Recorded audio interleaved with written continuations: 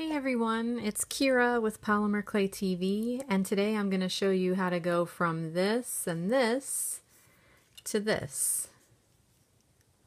It's a fun pendant with a raised up middle. Let's get started. We are going to need a silk screen, so I've got my dots and lines, a cutter to make the flower, so here's a lotus cutter, a circular cutter to make the center of the flower, so I've got my set of graduated cutters, and 2 colors of clay. So here is some Sunset Pearl Primo Accents, and for the center of the flower I'm using Sculpting 3 Buried Treasure, and the main reason I'm using it is because it's soft and it's cold here.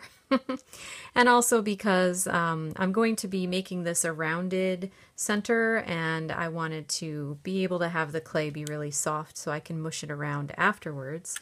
So the first thing I want to do is find the size for the center of my flower. So I think it's going to be the second biggest circle here. Oops. So this is the size of the piece of clay I'm going to be cutting, and that means I don't need quite so much of this. So these silk screens, this is a 2-inch area. If I wanted to do the whole flower out of it, I could, but I really love this dot pattern, and when I saw it, I immediately thought the center of my flower is going to be dots.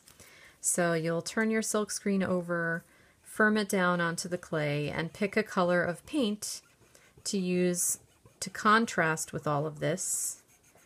And for that, I'm going to use my Pebeo Studio Dyna 357, which is a beautiful iridescent blue-green color.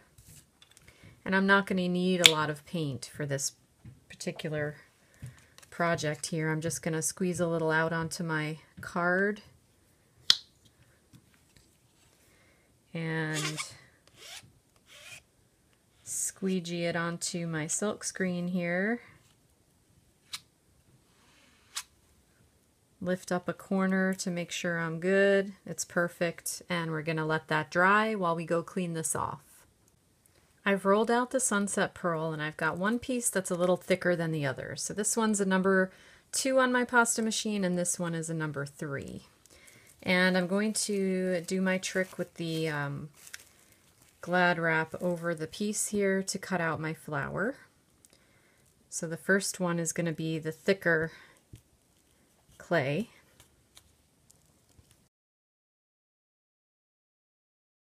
And before I pick that up off of the plastic, I'm just going to clean it up using my rubber tool. I find that this is the easiest way to do this with a 3D cutter, is just clean up those little extra edges before you even start handling it.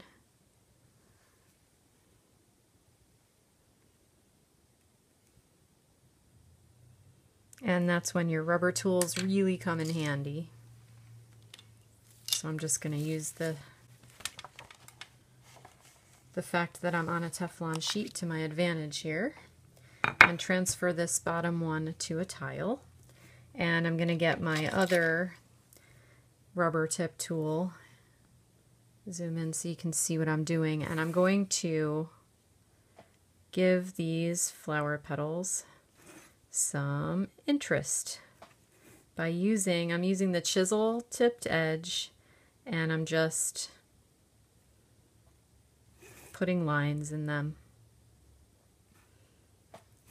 so that it's not a plain flat flower.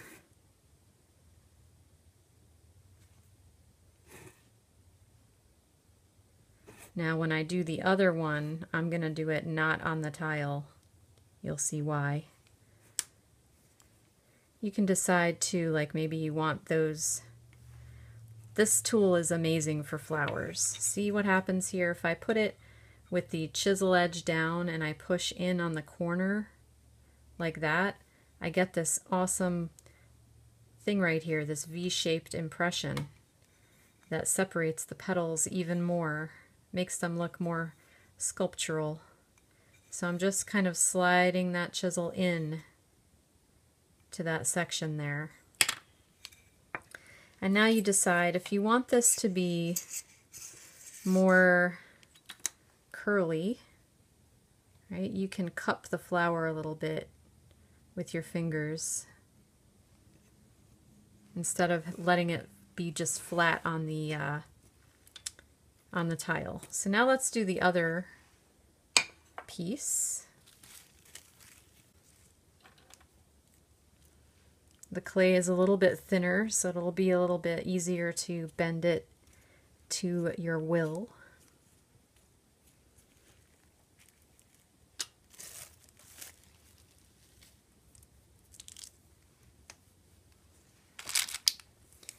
And again, clean that up.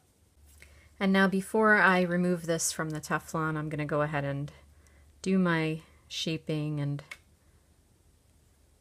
decide how I want this to be. And it's a little harder when it's on the Teflon because I can't, I have to turn my tool instead of turning the actual design.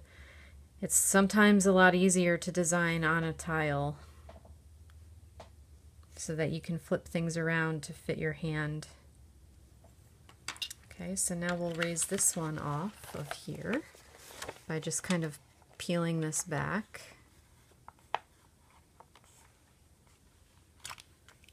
All right, and we'll get the tile. And of course, we're going to offset this so that those petals are between the ones below.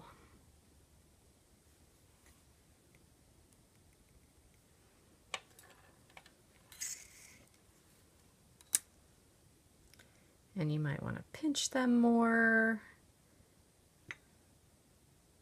get them more sort of pointing upwards. It's your lotus, so you play with it and do what you want.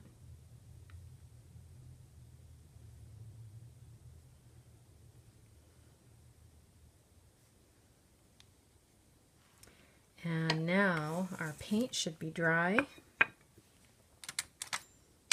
So we can go ahead and decide if you, yeah, that's a good size. We're going to cut this. I'm going to cut it sort of off center so that I have a little extra left over for another project, maybe some earrings or something to go with it. And here we have this center, but we're not going to just lay it on there. We're going to take some clay and make a little dome.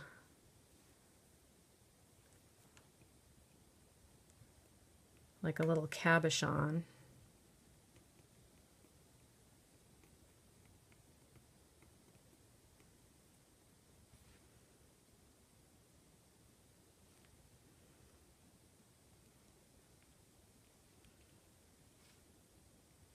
So that that's sticking up.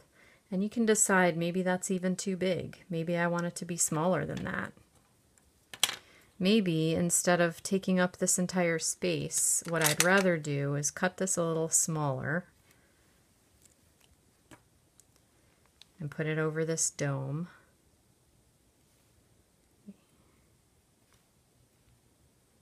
That's going to be great. Look at the contrast of colors. That's what I was going for.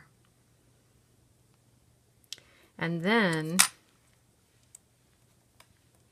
what I can do, okay, I knew I wanted to do cup chains, so I went and found some. So here is a piece of vintage cup chain. I've got two little pieces, and I'm going to have to cut that one. So first, I'm going to go ahead and embed this one down into the clay by pressing it firmly.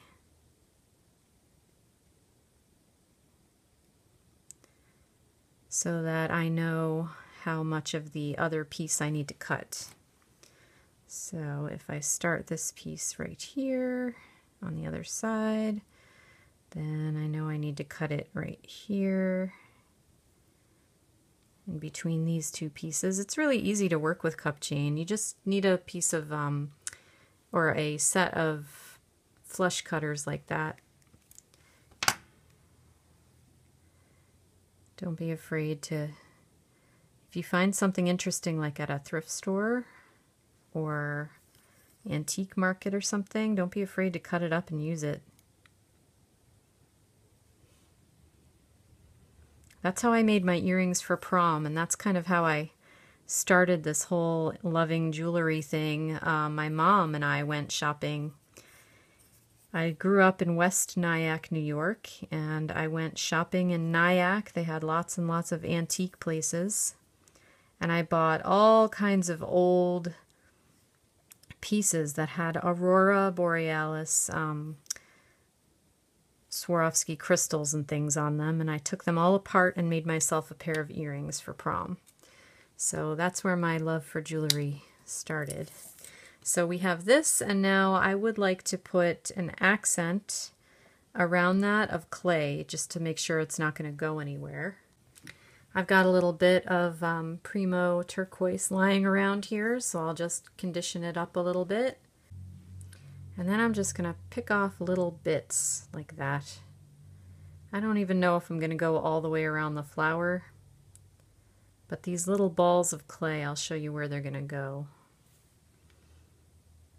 I'm going to pick them up with a knitting needle that's a little bit thicker, and I'm going to press them sort of between some of these pieces of chain.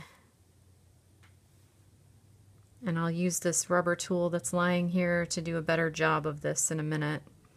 But at the moment I just want to stick them where I want them. So maybe like every fourth crystal. And then I'm going to use this little guy, this bullet tip, to really shove them in there. And what that's going to do is give a little bit more color, not overwhelm it, because I really want the pink and all the contrasting colors to show up. But it's also going to be pressing against those stones and really holding them in, making sure that that chain doesn't fall out later. I don't like how that one looks. There we go. And now your last decision here is how you're going to hang it. So I have these little guys, which I think will do a pretty good job for this because they've got those threads on the ends. Look at that. These are magnetic, and I didn't even know that. Okay, so I'm just going to lift this up and stick this in between and allow it to poke out there so that later on we can get a jump ring through that. And then we'll do one on the other side. So how about right about here?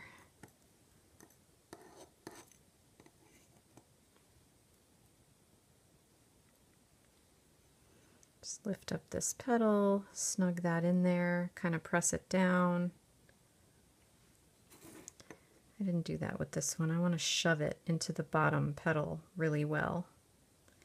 And then, whoops, look at that.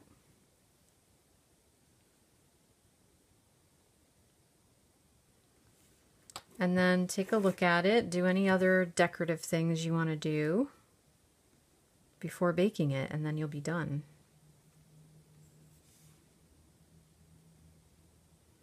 Maybe you want to give more of that separation to this second level of petals. That's what I was missing. I was trying to figure out, why doesn't this look the way I want it to look? Because I didn't do this thing yet and really make these petals. I want them also to be up a little bit more. So I'm going to curl them and pinch them. The space between your fingers is a really good space for doing flower petals. Don't be afraid to lift and pinch.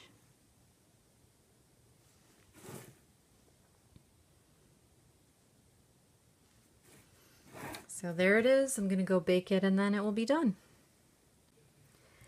And here we are out of the oven.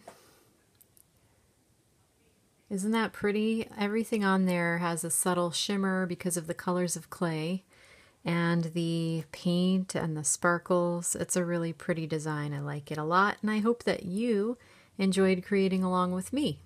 So this is called the Dots and Lines silk screen, and that was a set of lotus cutters that you can find at the Create Along shop. Be sure that you get our newsletters and you subscribe to the show so you never miss a project. See you next time on Polymer Clay TV.